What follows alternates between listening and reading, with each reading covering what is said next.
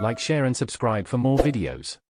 أعوذ بالله من الشيطان الرجيم. بسم الله الرحمن الرحيم.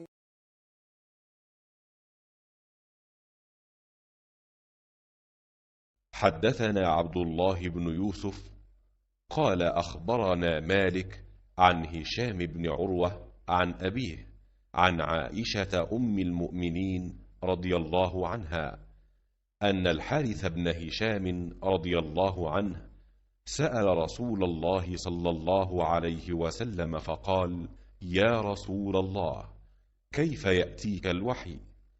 فقال رسول الله صلى الله عليه وسلم: أحيانا يأتيني مثل صلصلة الجرس وهو أشده علي، فيفصم عني وقد وعيت عنه ما قال، وأحيانا يتمثل لي الملك رجلا فيكلمني فأعي ما يقول.